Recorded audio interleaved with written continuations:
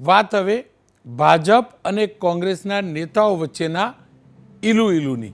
જી હા, આપણે તમામ લોકો જાણીએ છીએ કે અગાઉ અનેક વાર એવા આરોપ લાગી રહ્યા છે કે કોંગ્રેસના નેતાઓ ભાજપ સાથે મળી જાય છે।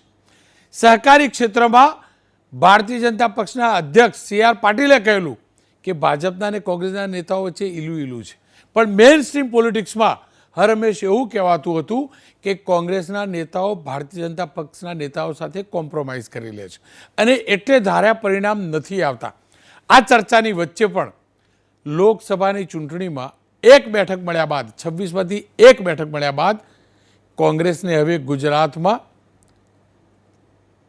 પંજાના પડચમ લહેરાવાની શક્યતા દેખાઈ રહી છે અને એટલે જ અત્યારથી જ 27ની વિધાનસભાની ચૂંટણીની તો તૈયારી શરૂ કરી જ સાથે ડિસેમ્બર સુધીમાં આવનારી તાલુકા પંચાયત જિલ્લા પંચાયતની ચૂંટણીની પણ તૈયારી કરી રહી છે।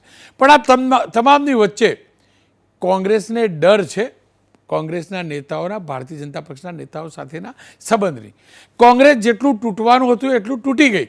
જેટલા નેતાઓ બીજેપીમાં જવાના હતા ગયા, હવે નથી જવાના, પણ હવે ચર્ચા જબરજસ્ત શરૂ થઈ છે।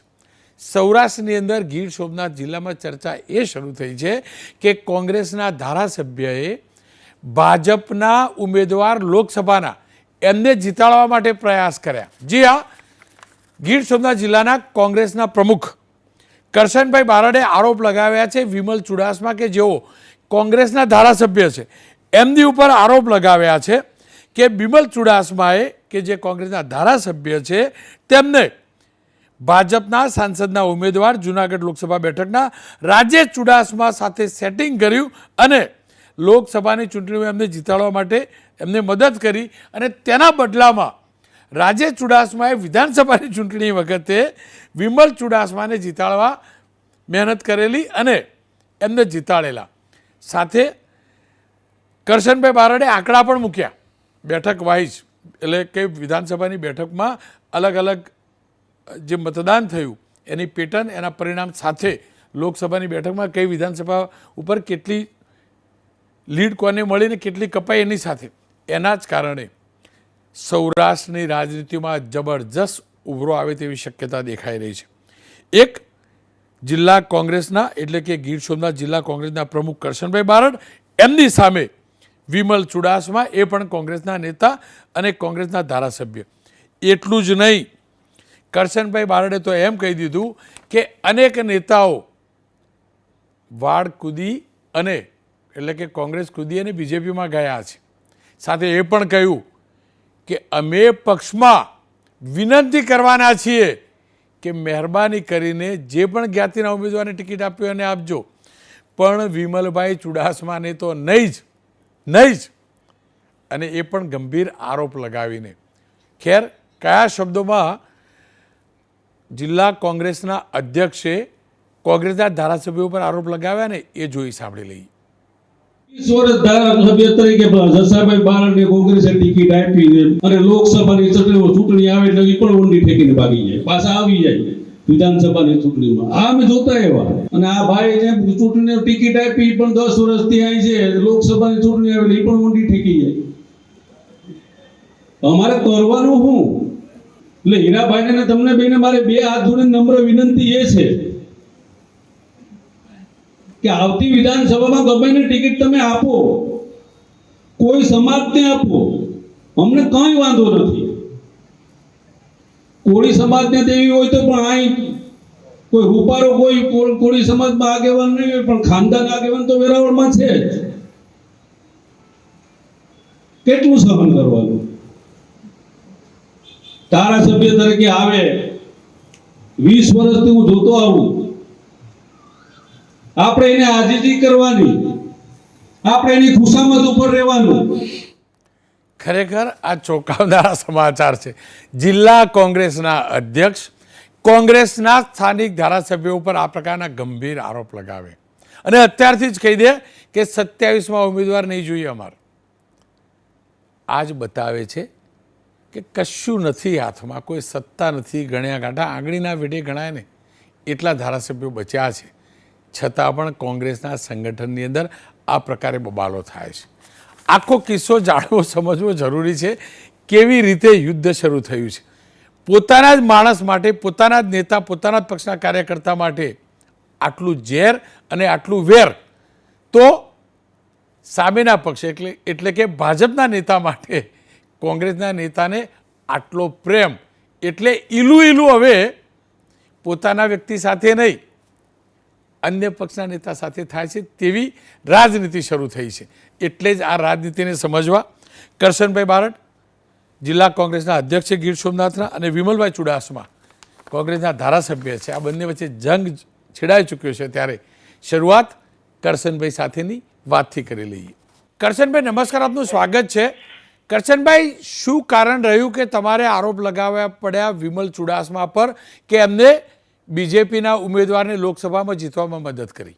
આરોપો તો એટલા માટે લગાવવા પડ્યા કારણ કે હું એક જવાબદાર માણસ છું. આ જિલ્લા કોંગ્રેસ પ્રમુખ છું, અને ગત લોકસભામાં જે વિમલભાઈએ કામ નથી કર્યું એના માટે મારે કહેવું પડ્યું કે વિમલભાઈએ પણ આને પહેલાંની લોકસભાની જે પુંજાભાઈ રેડા ત્યારે પણ એને પ્રેસ કોન્ફરન્સ આપી હતી, અને આ વખતે પણ ઘરે બેસી ગયા હતા, એટલે મારે કહેવું પડ્યું.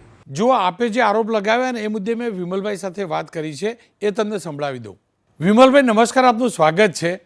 વિમલભાઈ જુઓ, તમારા જ પક્ષના, તમારા જિલ્લાના પ્રમુખે આરોપ લગાવ્યા છે, ગંભીર આરોપ લગાવ્યા છે તમારી ઉપર કે તમે લોકસભાની ચૂંટણીમાં તમારા પક્ષને જીતાડવા નહીં પણ ભારતીય જનતા પક્ષના રાજેશ ચુડાસમાને જીતાડવાનો પ્રયાસ કર્યો. તમારી ઉપર આવા ગંભીર આરોપ લાગ્યા છે. શું કારણ અને આરોપમાં સચ્ચાઈ કેટલી? ચોખવટ કરવાની જરૂર ન પડે, પણ એમને ખોટી રીતે મને બદનામ કરવાનો પ્રયત્ન કર્યો છે, અને મને તો બદનામ કરવાનો પ્રયત્ન કર્યો છે, પણ એમને પાર્ટીએ બે વાર જિલ્લા પ્રમુખ બનાવ્યો છે, પાર્ટીનું પણ એને નામ ખરાબ કરવાનો પ્રયત્ન કર્યો છે. કારણ કે એટલે કહું, એમને ખુદે કીધું કે લોકસભાના ચૂંટણી વખતે લોકસભાના ઉમેદવારે ત્યાં ચોરવાની મને જિમ્મેદારી સોંપેલી હતી, અને એ પણ એમને કીધું કે ચોરવાડ નગરપાલિકામાં ત્યાં કોંગ્રેસનું શાસન છે. હવે જિલ્લા પ્રમુખ અને જિમ્મેદાર વ્યક્તિ તરીકે એમને એ પણ નથી ખબર કે કોંગ્રેસનું શાસન અહીં ચોરવાડ નગરપાલિકાનું છે ને, અહીં 1.5 વર્ષથી અંદાજિત વહીવટદાર શાસન છે, 1.5 વર્ષથી.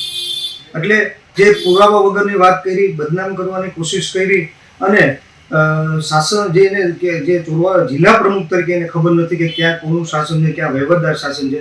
જે જિલ્લા પ્રમુખે મારી ઉપર આક્ષેપ કર્યો છે, ત્યારે 2022ની ચૂંટણીમાં 884 મત મંડોળ ગામ એમનું વતન છે જિલ્લા પ્રમુખનું, ત્યાં 508 મત બીજેપીને મળ્યા છે અને 215 મત કોંગ્રેસને જ મળ્યા છે. તો હું એમ આક્ષેપ લગાવી શકું કે બીજેપીનું કામ કર્યું છે? આપણી પાસે પુરાવા વગર કોઈ આક્ષેપ ન કરી શકાય, અને આવી સસ્તી પ્રસિદ્ધિ મેળવવા માટે તેના જિલ્લા પ્રમુખ કરી રહ્યા છે. મારા વિરોધીઓના જે રાજકીય હરીફો છે મારા, એ વિરોધીઓને ઇશારા કરી રહ્યા છે. જાણે કે પુરાવા હોય તો પાર્ટીમાં ફરિયાદ કરી શકે, એ હું પણ કરી શકું, એ પણ કરી શકે. કોંગ્રેસ પાર્ટીમાં તમામને હક છે, તો એની પાસે પુરાવા હોય તો એ પાર્ટીમાં ફરિયાદ કરીને પાર્ટી બધા ઉપર જે ખોટું કરે છે એની ઉપર એક્શન લે જ છે. પણ પુરાવા નથી અને ખોટી વાતો કરે છે. એ રોનકભાઈ એ કોકના ઈશારે, મારી રાજકીય હરીફોના ઈશારે આવું બધું કરી રહ્યા છે, અને મને બદનામ કરવા માટે પ્રયત્ન કરે છે. અને એના ઈશારે હજી રોનકભાઈ હજી પણ ઘણા લોકોને આવી રીતે ઊભા કરશે. અને એ સિવાય પણ હું તો એ પણ કહીશ કે એને બે પાર્ટીએ જિલ્લા પ્રમુખ બનાવ્યા છે, અને બે જિલ્લા પ્રમુખ બનાવ્યા છતાં પણ એ પાર્ટીને પણ બદનામ કરી રહ્યા છે. વિમલભાઈ, આપ વારંવાર કહો છો કોકના ઈશારે આવું કરી રહ્યા છે તમારા પક્ષના જિલ્લા પ્રમુખ, તો એ કોક છે કોણ? કોણ એ વ્યક્તિ છે વિમલભાઈ જે તમારામાં ફૂટ પડાવવા માંગે છે અથવા તમને બદનામ કરવા માંગે છે? જો એમાં રોનકભાઈ એવું છે, આમાં જ્યારે સોમનાથની આ સીટ છે, પ્રથમ જ્યોતિર્લિંગ આવેલી છે, ત્યારે સૌથી પહેલી નજર આ બીજેપીની છે. અને 2017માં પણ બીજેપી હારી, 2022માં પણ બીજેપી હારી, અને હું 2 વાર જીતો. આવા વેવમાં પ્રજાએ મારી પર વિશ્વાસ મૂક્યો, પાર્ટીએ મારી પર વિશ્વાસ મૂક્યો, અને મને 2 ધારાસભ્ય બનાવ્યા છે. અને એ પણ તમને ચોક્કસ રીતે કહીશ કે એ કરશનભાઈ એ પણ એક વાત કરેલી કે ભાઈ આ એમનું મતદાન ન થતું છતાં પણ એ અહીંના ધારાસભ્ય છે. જો એ આ મારી ઉપર વિશ્વાસ હાઈકમાન્ડે મૂક્યો છે, પાર્ટીની પ્રદેશનું નેતૃત્વ મૂક્યું છે.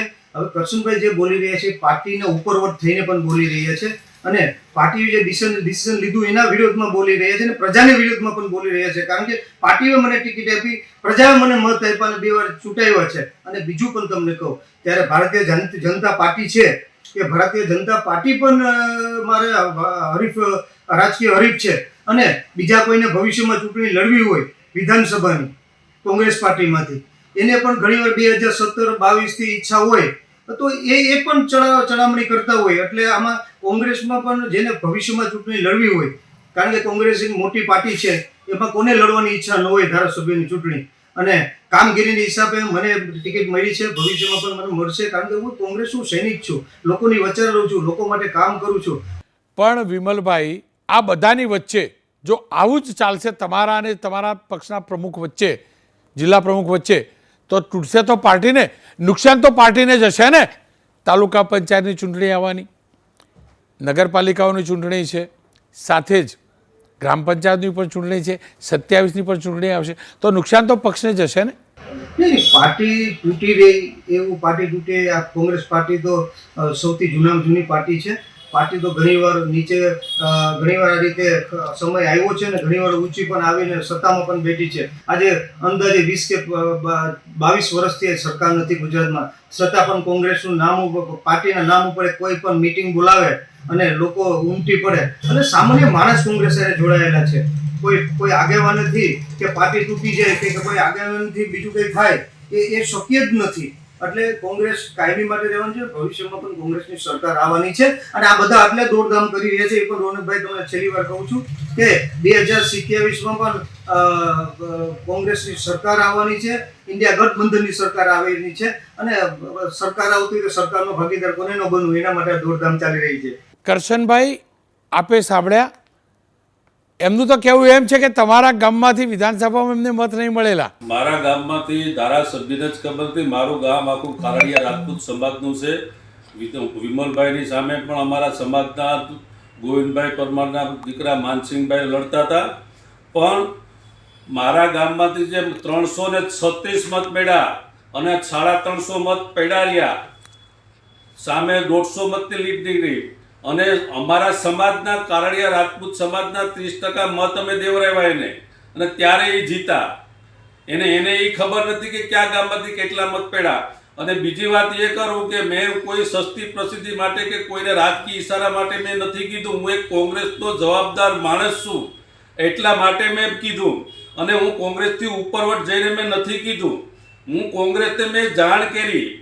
મેં કીધું કે સાહેબ, અમારે વેરાવળ સોમનાથની કેવી કઠણાઈ છે કે આની પહેલાં જસાભાઈ બારડ સૂત્રાપાડા તાલુકામાંથી આવતા અને એને કોંગ્રેસ ટિકિટ દેતી, એ વિધાનસભામાં ધારાસભ્ય બની જતા, લોકસભાની ચૂંટણી આવે ત્યારે એ પણ ઊંડી ઠેકી જતા, એ મેં કીધું.